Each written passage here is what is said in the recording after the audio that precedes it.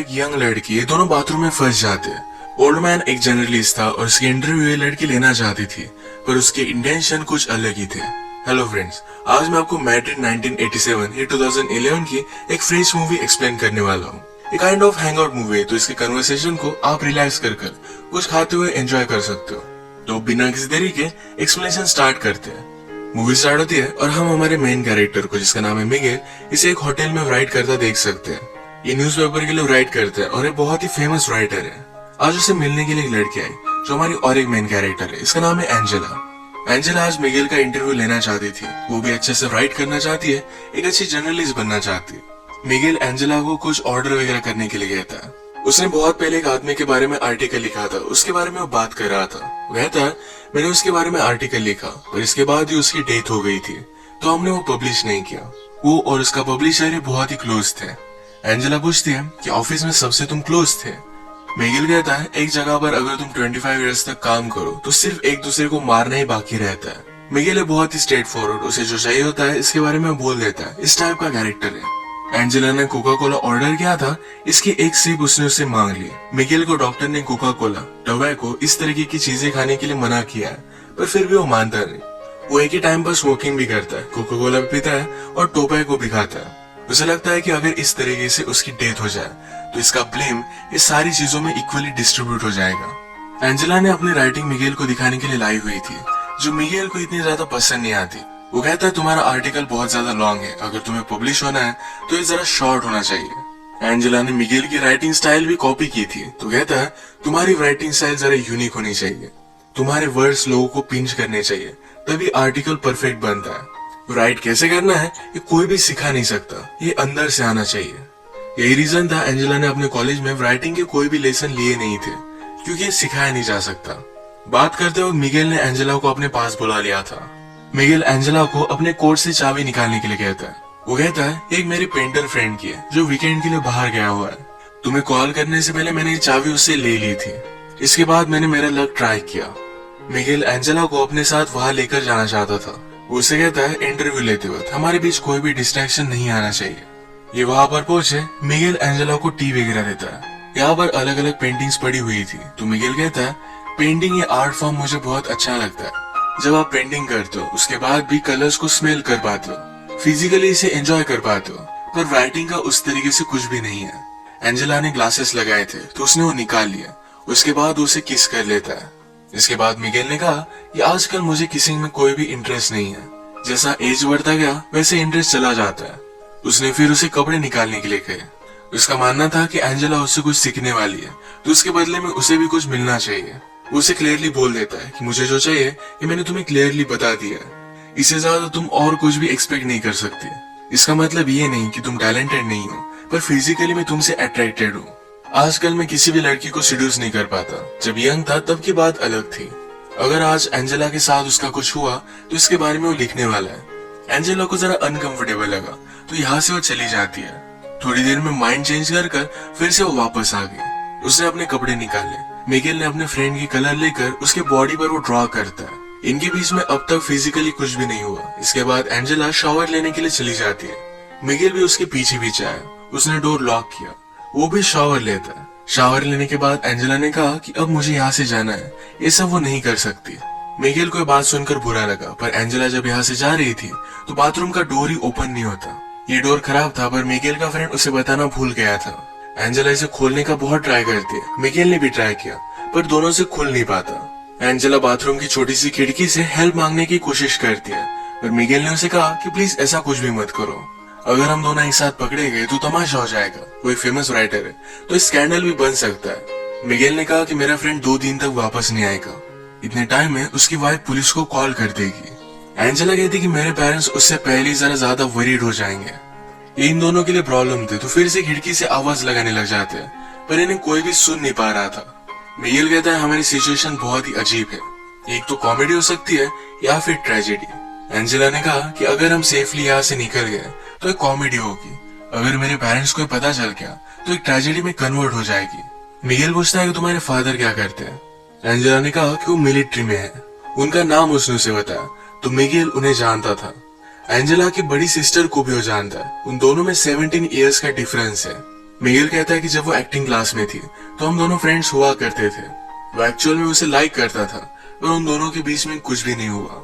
मिगेल बहुत ही वरीड था कि उसकी वाइफ पुलिस को बुला लेगी। उसे एक राइटर की स्टोरी याद आई। राइटर हमेशा अपनी वाइफ पर चीट करता था। एक दिन वो घर पर ही नहीं आया। उसकी वाइफ को पता था कि वो किसी और लड़की के साथ है, फिर भी उसने पुलिस को कॉल कर दिया। कहा कि टेररिस्ट लोगों ने मेरे हस्बैंड को किडनैप कर लिया है। जब वो राइटर नेक्स्ट दिन उठा तो अपने आप को उसने डायरेक्टली न्यूज पर पाया। ये सब बहुत ही फनी बन गया था। उसकी वाइफ ने उसे एक लेसन टीच करने के लिए ये सब किया था। मिगेल कहता है कि तुम्हारी डैड और सिस्टर में कभी भी बनती नहीं थी, वो हमेशा फाइट करते थे।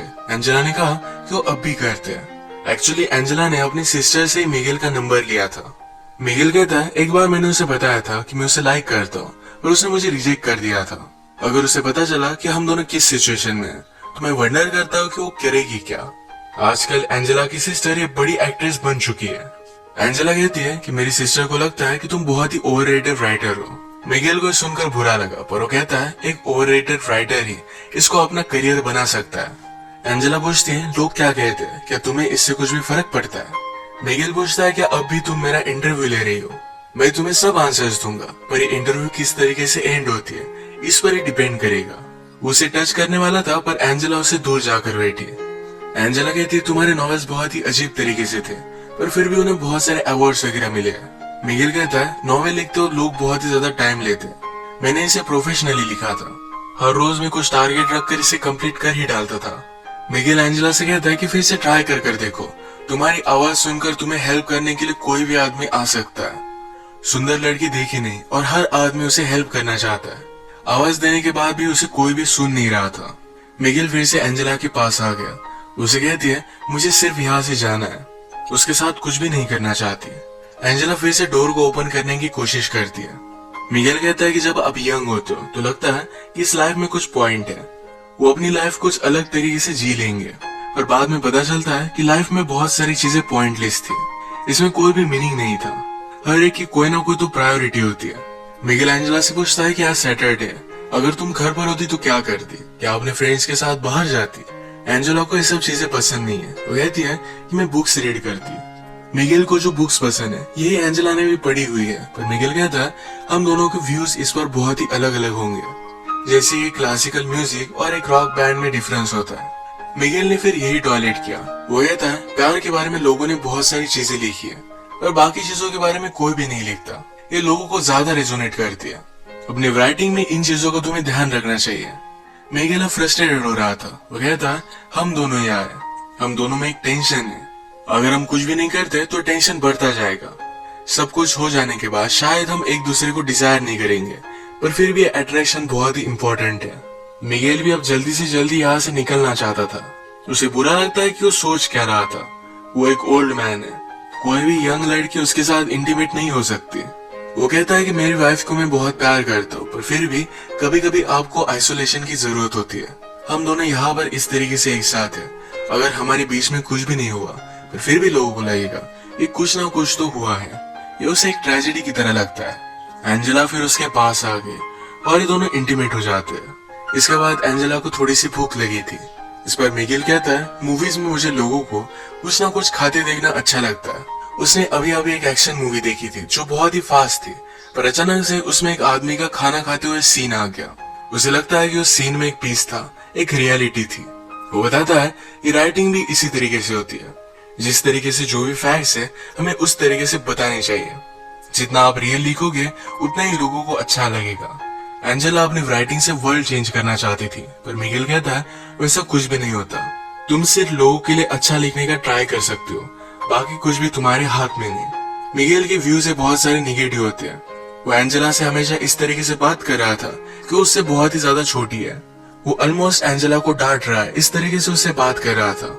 एंजेला को इस पर गुस्सा आ गया। वो कहती मुझे सब लोग इसी तरीके से ट्रीट करते हैं। तुम सिर्फ बड़े हो, तुम्हें एक्सपीरियंस है, इसका मतलब ये नहीं कि तुम सही हो।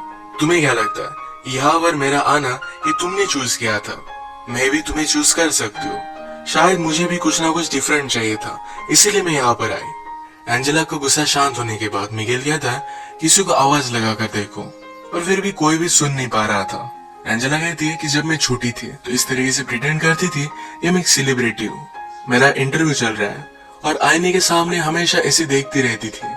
मिगेल कहता है लोग अपने आप को जैसे है इस तरीके से एक्सेप्ट नहीं कर पाते, इसीलिए कुछ ना कुछ ज्यादा पावरफुल बनने की कोशिश करते हैं। ये बात एंजेला ने भी रियलाइज की थी और इसके बाद उसने मिरर के सामने इस तरीके से प्रिटेंड करना छोड़ दिया। सब्जेक्ट को चेंज करने के लिए मिगेल कहता है क्या तुम्हें मूवी देखनी है? एंजेला पूछती कि हम कैसे देख सकते हैं। मिगेल ने फिर उसे स्टोरी बताना स्टार्ट किया। वो कहता है कि एक फैमिली थी, मदर, फादर और उनका एक बेटा था। एक दिन अचानक से बेटे ने अपने बेड से उठना बंद कर दिया। पहले तो पेरेंट्स को लगा था कि शायद स्कूल नहीं जाना चाहता, तो उसने साइकोलॉजिस्ट से उसकी बात करवाई, पर फिर भी बेटा मानने नहीं वाला था। साइकोलॉजिस्ट ने पेरेंट्स से कहा कि इस तरीके से आप प्रिटेंड कीजिए कि सब कुछ चीजें बहुत ही नॉर्मल है। बहुत दिन बीतते गए पर फिर भी अपने बेड से उठा ही नहीं। फादर और मदर ने फिर डिसाइड किया कि हम इसे लेकर कहीं वैकेशन पर जाएंगे। ये अलग अलग प्लेसेस पर घूमे। घूमते घूमते एक जगह पर मेला चल रहा था। इस मेले में अपने बेटे को बेड पर ही लेकर गए। वहां पर एक लड़की से उसने बात की। वो लड़की भी उसके प्यार में पड़ गई। उनका बेटा फिर भी बेड से उठा ही नहीं। उस लड़की को बहुत बुरा लगा और वो भी फिर बेड में ही रहने लग गई। ये बात देखकर सारे विलेज वालों को लगा कि शायद ये बीमारी कंटेजियस हो सकती है। उन्हें यहाँ से बाहर निकाल दिया गया। और भी थोड़े दिन बीत गए। एक रात आई जो बहुत ही ब्यूटीफुल थी। मदर और फादर एक दूसरे की कंपनी एंजॉय कर रहे थे। वो दोनों जंगल में गए और एक दूसरे के साथ इंटीमेट हो गए। जब वो वापस आए तो उनका बेटा बेड से उठकर कहीं चला गया था। उन दोनों ने अपने बेटे को ढूंढने की बहुत कोशिश की पर उन्हें वो कहीं भी नहीं मिला। एंजेला पूछती है क्या इस स्टोरी की एंडिंग सैड है? मुझे तुम्हें क्यों सुना रहे हो? मिगेल उसे बताता है कि मदर ने अपने बेटे को ढूंढने की बहुत कोशिश की थी, उसे मिला नहीं, पर इस बात से वो खुश थी। उसका बेटा इस तरीके से रह रहा था, इस बात से वो तंग आ चुकी थी। उसे जो फीलिंग्स आ रही थी इस वजह से उसे गिल्टी लग रहा था। स्टोरी की तरह ही हमने आज जो भी किया ये गलत था।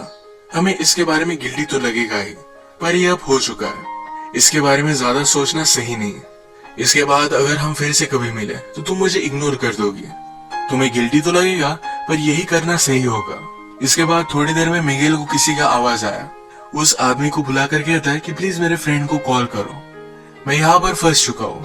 थोड़ी देर में मिगेल का फ्रेंड भी वहां पर पहुंच गया। जिस तरीके से मिगेल ने कहा था कि तुम मुझे अनदेखा कर कर यहाँ से चली जाओगी, उसी तरीके से एंजेला यहाँ से चलेगी। जाने से पहले एंजेला ने उसे कहा कि सिर्फ एक इंसिडेंट था, इसी तरीके से मैं उसे ट्रीट करूंगी। मुझे इसके बारे में कोई भी बुरा नहीं लगेगा। ये सिर्फ उसके लिए एक एक्सपीरियंस था। इसी के साथ ये मूवी एंड हो जाती है। अगर हम इस तरीके की हैंग आउट मूवीज देखें तो इसमें सिर्फ कैरेक्टर को और भी ज्यादा जान देना, उनके साथ कन्वर्सेशन एंजॉय करना, यही सिर्फ एक पॉइंट होता है। तो इसी टाइप की आज की हमारी मूवी थी।